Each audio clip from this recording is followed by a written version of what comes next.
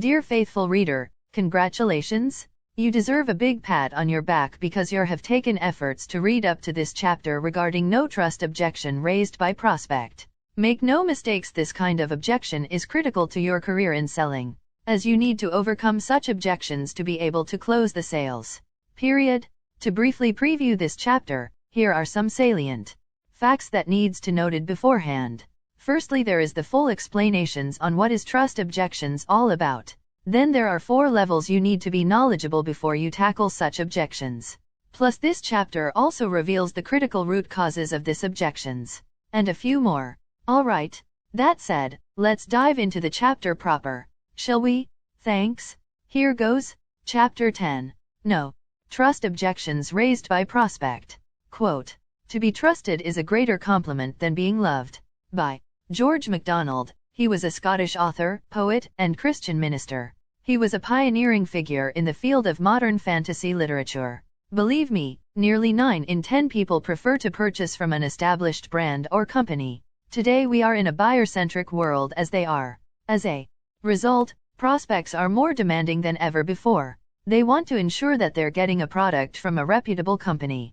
The prospect's trust objection is just an opportunity for you to provide more information and reassurance about your product.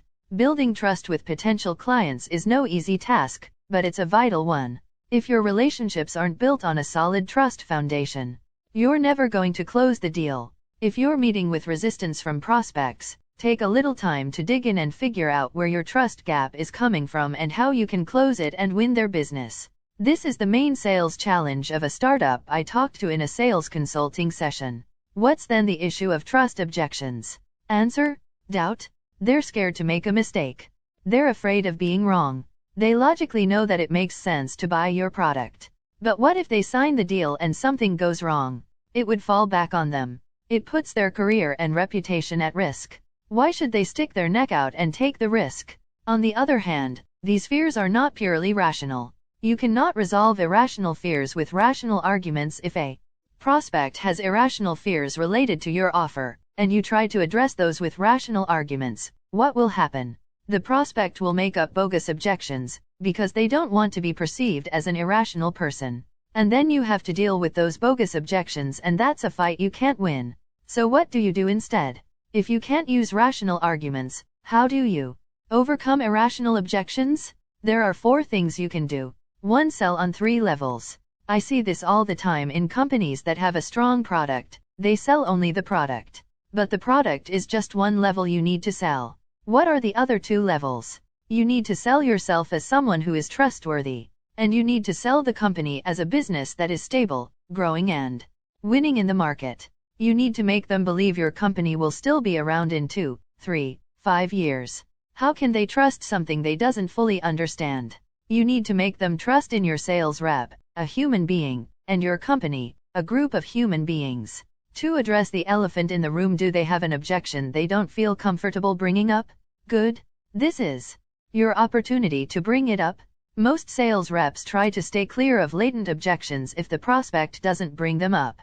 Instead, what you want to do is to pull this hidden objection out of the dark, put it in the middle of the room, shine a big bright light on it and kill it in front of your prospect. 3. Make them recall positive reference experiences. Have them remember a time when they were in a similar situation, where they bought something and then later were glad they did. Ideally something that 5 or 10 years ago everyone in the industry purchased and that has now become an industry standard. If you have an example like that, it'll also help to resolve the emotional stress of a buying decision. 4. Bridge the gap between doubt and trust. Oftentimes, the thing that prevents you from closing a deal is lack of trust. Your potential client has to trust you enough to be comfortable saying yes before they'll say no. Before they come to that place of trust, you may see a lot of maybes. Figuring out why they're saying maybe is the key to unlocking their true trust objection.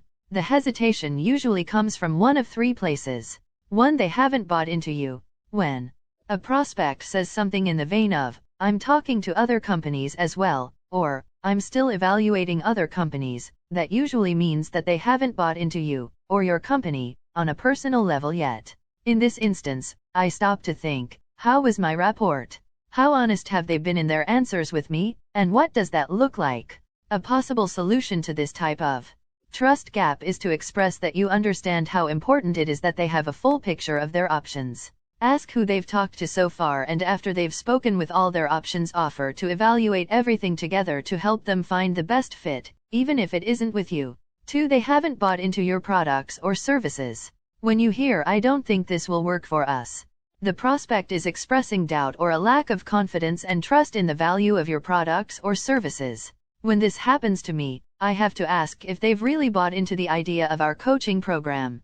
If they haven't had a coaching experience before, then all they have to go on is whether or not they trust me, which leads us back to step 1.